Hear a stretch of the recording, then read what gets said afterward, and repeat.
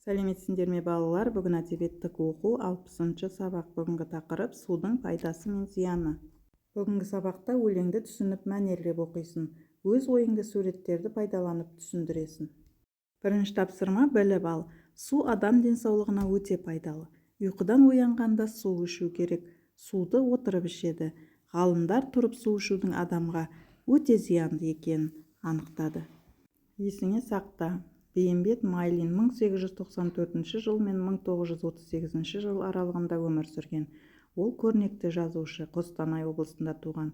Шұғананың белгісі тағы басқа шығармалары бар. Екінші тапсырма түсініп мәнерлеп оқы.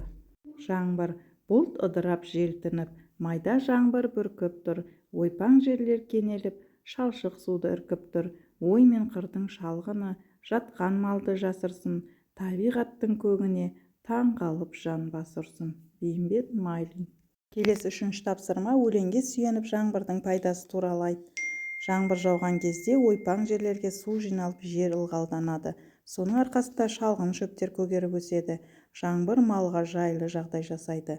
Олар шөптің арасында жасырынғандай болады. Табиғат жаңарып көркейеді. Демек балалар, жаңбыр жерге нәр беретін, шөпті өсіретін, табиғатты көркейтетін пайдалы құбылыс екен. Төртінші тапсырма қатты жауған жаңбырдың зияны бар. Суретке қарап әңгімеле.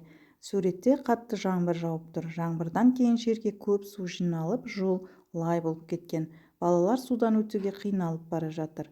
Аяқтары су болып тайып кетуі мүмкін. Үйдің жанында да су толып қалған. Бұл үйге, жолға зиян келтіреді екен балалар. Бесінші тапсырма. Сен резеңке қайықпен суда келе жатырсың. Бір мезетте қайықтың ішіне су кіргенін байқадың. Қайықтың желі шығып кеткен екен. Суреттерді пайдаланып әрі қарай не істейтіндеріңді айтыңдар дейді балалар. Мен сабыр сақтаймын. Алдымен құтқару кеудешесін киемін. Жағаға қарай жүземін, немесе үлкендерден көмек сұраймын. Соңғы 6-шы тапсырма судың қаупі деген тақырыпқа сурет сал, түсіндір дейді балалар. Суретте балалар судың жағасында доп ойнап жүр.